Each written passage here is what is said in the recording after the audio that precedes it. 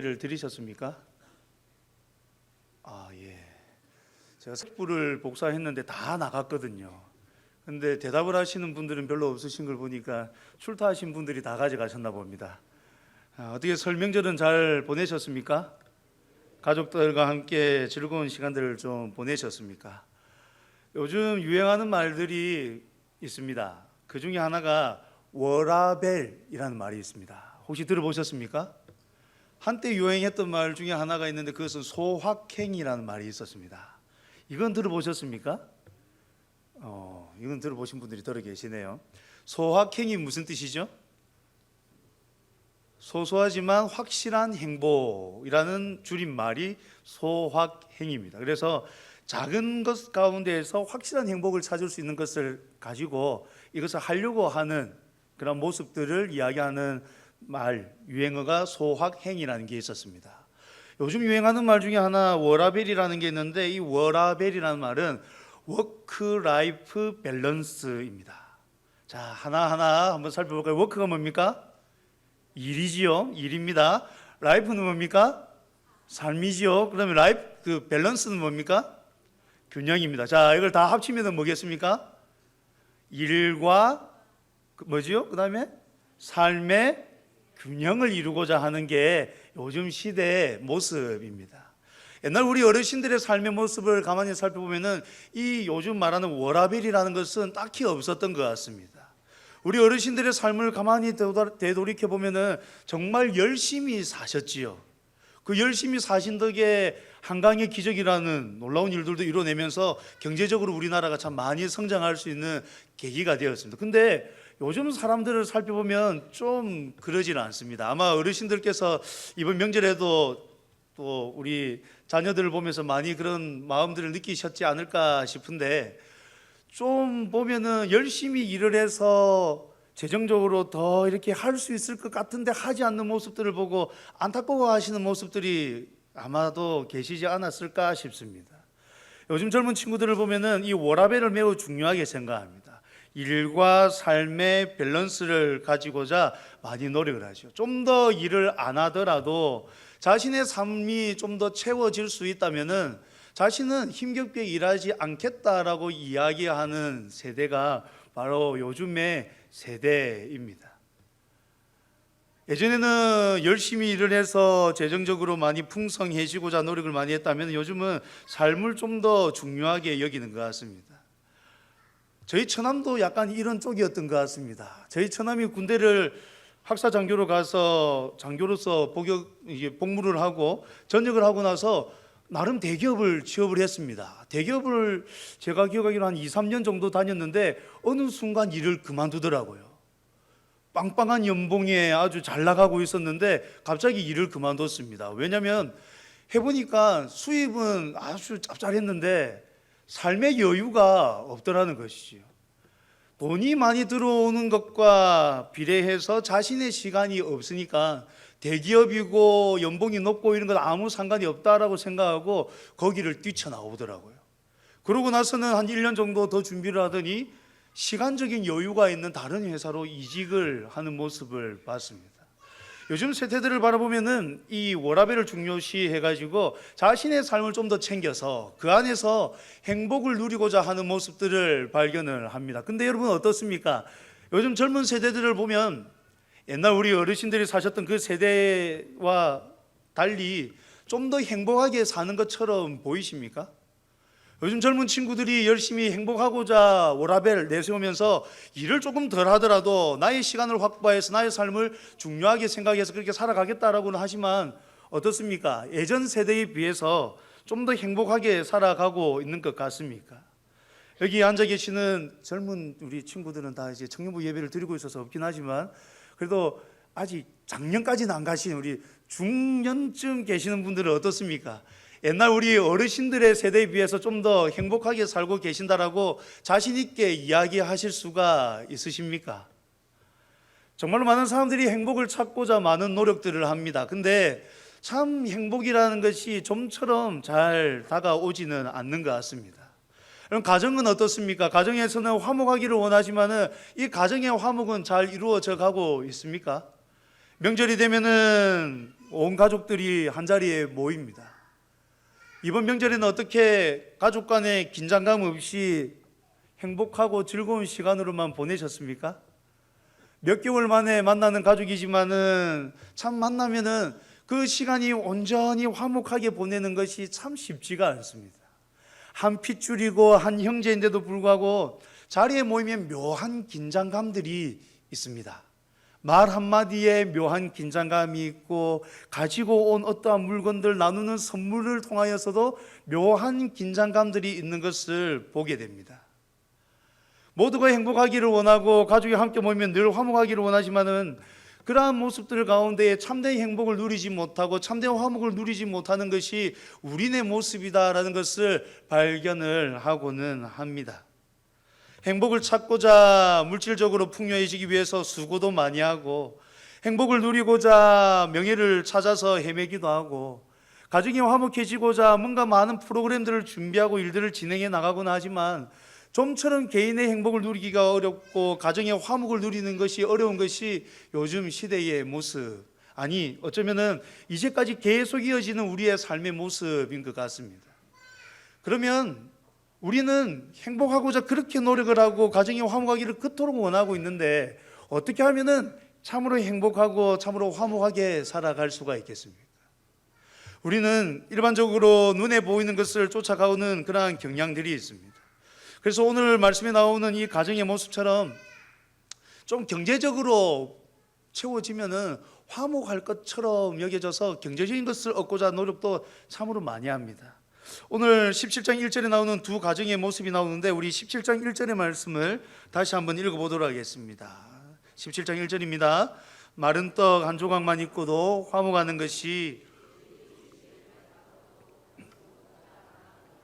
자, 오늘 본문에 보면은 두 가정이 나옵니다. 첫 번째 가정은 마른 떡 한 조각만 있는 가정, 그리고 두 번째 가정은 제육이 집에 가득한 가정입니다. 여기서 제육이라는 것이 단순히 어떠한 물질적인 것만을 이야기하는 것이 아니라 이 말의 원어적인 의미, 어원을 살펴보면은 제사에 드릴 제물이라는 그 단어에서 이 제육이라는 말이 유래되었다라는 것을 알 수가 있습니다. 그러니까 한 집은 제사 때 드릴 제물도 없는 그런 집, 또 한 집은 제사 때 드릴 제물이 풍성한 집으로 이렇게 비추어질 수도 있는 거죠. 자, 두 집의 모습이 있습니다. 마른 떡 한 조각만 있는 집, 제사 때 드릴 제물이 없는 집 하나가 있고요, 제육이 가득한 집, 제사 때 드릴 제물이 많은 집이 있습니다. 여러분, 어느 집을 선택하시겠습니까? 어느 집이 더 좋아 보이십니까? 자, 마른 떡 한 조각만 있어도 나는 만족합니다 하시는 분 계십니까? 네, 침묵으로 대답을 해주셨습니다. 그러면은 제육이 가득하면 좋겠다라는 분들 계십니까? 없는 것보다 있는 게 훨씬 더 좋지 않습니까? 뒤에 말씀은 빼고 이 앞에 것만 살펴본다면은 마른 떡 한 조각만 있는 거에 비해서 당연히 제육이 가득한 집이 훨씬 좋습니다. 여러분, 예배의 자리로 올 때에 드릴 것이 없어서 전전긍긍하는 것보다 예배의 자리로 나올 때에 드릴 것이 많아가지고 풍성함으로 드릴 수 있으면 그것만큼 더 행복한 일이 어디에 있겠습니까? 근데 오늘 말씀의 요지를 가만히 살펴보면 이 재물의 많고 적음이 문제가 아니라 많고 적은 것과 상관없이 우리 사람들이 추구하는 것이 있는데 그것이 무엇이냐? 화목하는 것이다 라는 것을 이야기하고 있는 것이지요. 아무리 없어도 화목한 것이 아무리 많아도 다투는 것보다 더 낫다라는 것이 오늘 말씀의 요지입니다.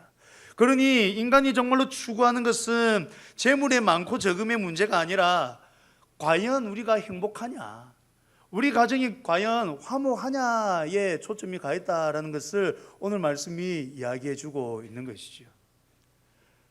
앞서의 질문에 대답을 잘 못하셨던 이유가 뒤에 나오는 이 말씀 때문에 마음에 걸려서 대답을 잘 못하셨던 것이지 않습니까? 화목의 문제를 놓고 보면은 재물의 많고 적음은 크게 문제되지가 않습니다. 좀 없어도 가정이 화목하다면 그것으로 만족할 수가 있습니다. 좀 많아도 가정이 화목하지 아니하고 다툰다면은 많은 재물이 별로 소용없다는 것을 우리는 너무나도 잘 알고 있습니다. 그러면 정말로 우리는 어떻게 해야 행복하고 어떻게 해야 화목한 가정을 누릴 수가 있겠습니까? 여러분, 지금 우리가 살아가고 있는 이 세상은 타락 이후의 삶을 살아가고 있는 것입니다. 한번 가만히 생각해 보십시오. 하나님이 세상을 처음 창조하셨을 때에 이 땅의 모습은 어떠하였습니까? 하나님께서 세상을 창조하실 때에 하셨던 말씀이 있지요. 첫째 날에 무엇을 창조하셨습니까? 네, 명절에 이렇게 질문을 드리면 안 되는데, 첫째 날에 무엇을 만드셨습니까? 자, 모두 이제 3월 달 되면은 양육 훈련이 시작합니다. 지금 말씀이 잘 가물가물하신 분들은 다시 성경대학을 들으시면 되고, 하신 분들은 교리대학, 이번에 성경 배경대학도 있으니까 배우고 익히는 일에 다시 한번 열심을 내시면 되겠습니다. 첫째 날부터 몇째 날까지 창조하셨습니까? 자, 하나님께서 창조를 하셨습니다. 창조하시는 가운데 하나님께서 하나하나 지어질 때마다 하셨던 말씀이 있습니다. 반복적으로 하셨던 말씀이 무엇이지요? 예, 보시기에 좋았더라는 말씀을 하셨습니다. 하나님이 세상을 창조하실 때의 그 창조 시의 모습은 정말로 보시기에 아름다운 모습, 보시기에 참으로 좋으셨던 모습이었습니다. 하나님께서 만드신 이 세상은 정말로 아름다웠습니다. 거기에는 참 행복이 있었고, 거기에는 정말로 참된 기쁨이 넘쳐 흘렀습니다. 그러나 타락 이후에 이 아름답고 행복했던 모습들이 깨어져 버린 것이죠. 지금 우리가 살아가고 있는 이 세상은 타락 이후의 삶입니다. 하나님께서 아름답게 창조하셨지만 그 아름다운 창조의 모습은 온데간데 없이 사라져버리고 타락 이후의 삶을 살아가고 있는 것이 우리의 삶의 모습입니다. 그렇기 때문에 우리가 이 행복하냐 화목하냐라는 문제를 놓고 이것을 살펴보기를 원한다면 타락 이후에서 어떠한 삶의 방법을 찾아야 될 것이 아니라 타락 이전의 모습에서 우리는 참된 행복과 이 가정의 화목의 문제의 답을 찾아가야 되는 것이지요. 여러분, 우리는 지금 현재 분명하게 타락 이후의 삶을 살아가고 있습니다. 하나님께서 만드셨던 그 세상은 정말로 아름답고 행복한 모습이었는데 지금 우리는 타락함으로 말미암아서 그 모든 것을 잃어버린 채로, 상실한 채로 살아가고 있는 것입니다. 그렇기 때문에 우리가 정말로 행복해지고 우리 가정이 정말로 화목해지기를 원한다면 천국의 그 모습을 회복해야 되는 것이죠. 이사야 11장의 말씀을 보면은 천국의 모습이 묘사되어 있습니다. 아주 오래된 복음성가에 나오는 그러한 말씀인데, 사막에 샘이 넘쳐 흐르리라. 사막에 뭐죠?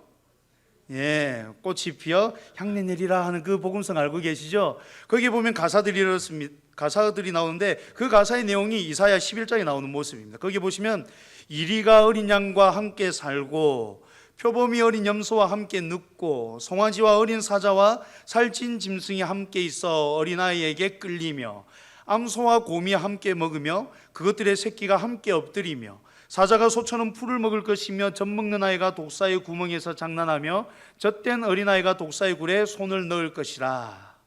이게 천국의 모습입니다.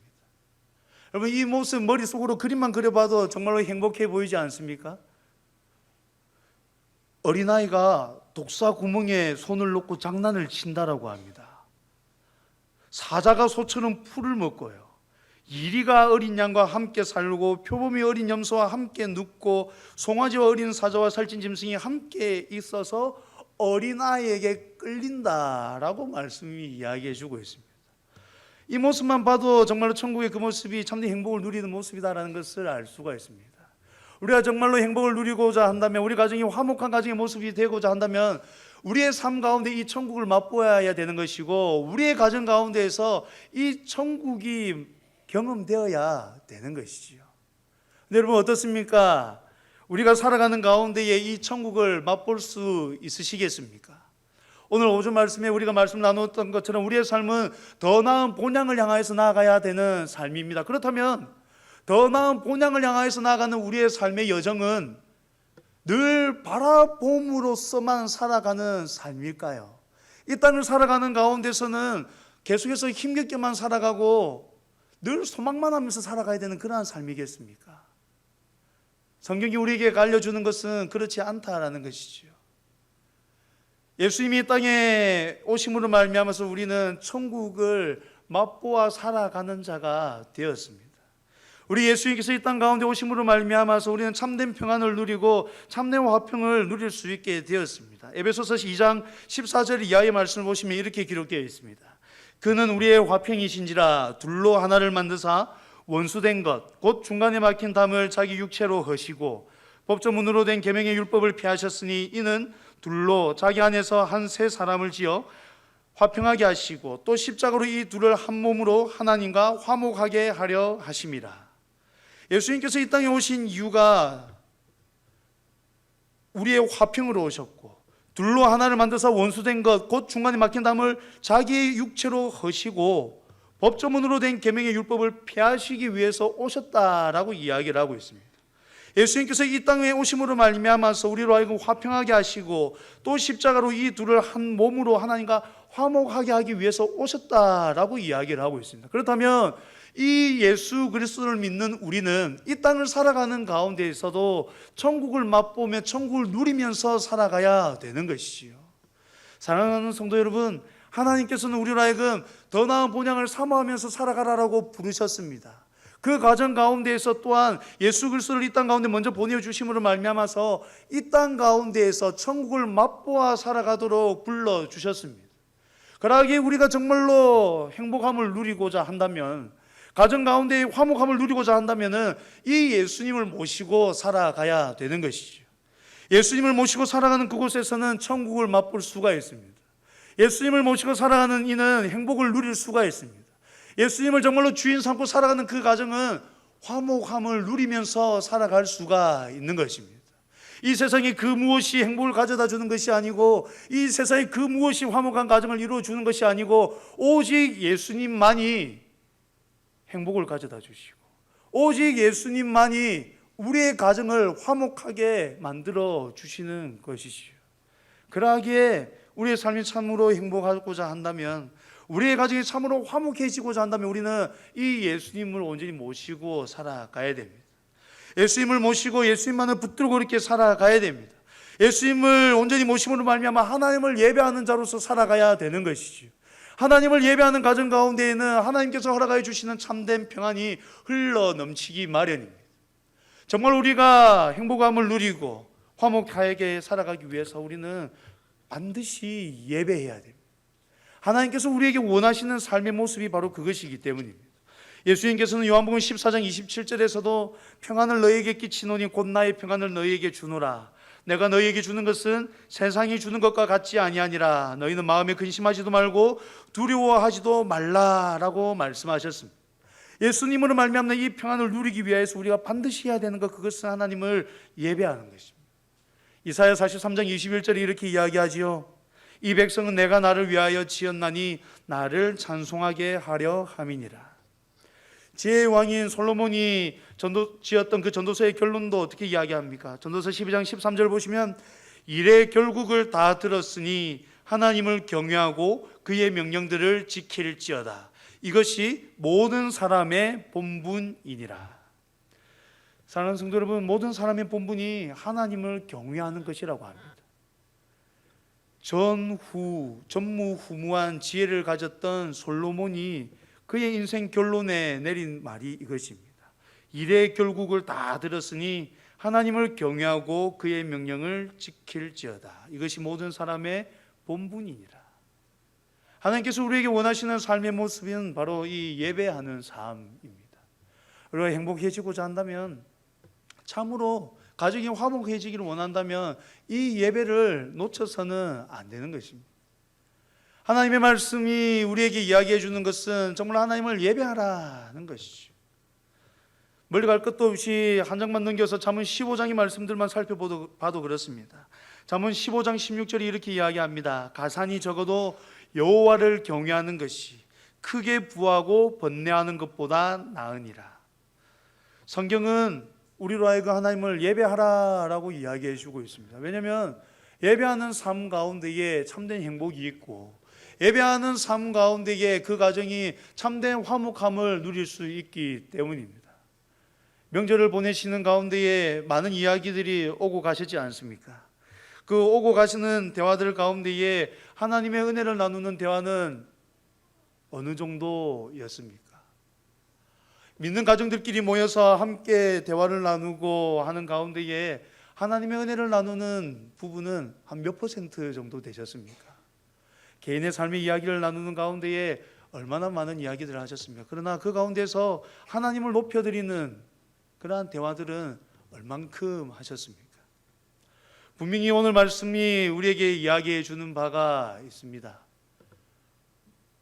사람은 행복하기를 원하고 사람은 화목한 가정을 이루기를 원하는데 이 행복한 삶, 이 화목한 가정을 이루는 길은 오직 하나님을 통해서만 이루어진다라는 것이죠.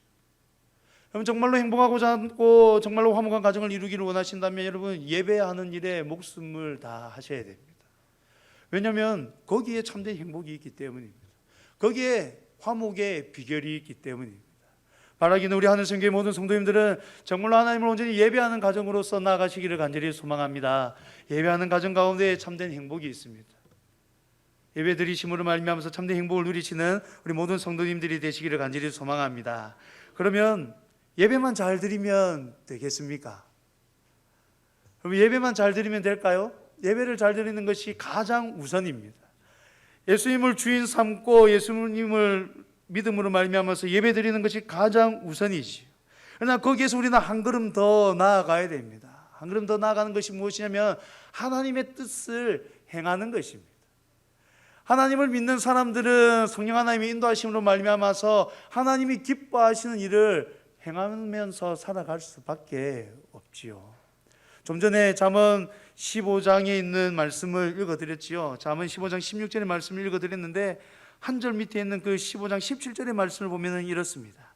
채소를 먹으며 서로 사랑하는 것이 살찐 소를 먹으며 서로 미워하는 것보다 나으니라.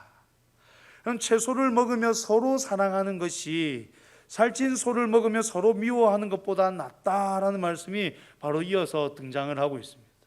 앞에서는 가산이 적어도 여호와를 경외하는 것이 크게 부하고 번뇌하는 것보다 낫다라고 했는데 그 다음 이어 나오는 17절에서는 채소를 먹으며 서로 사랑하는 것이 살찐 소를 먹으며 서로 미워하는 것보다 낫다라고 이야기를 하고 있습니다.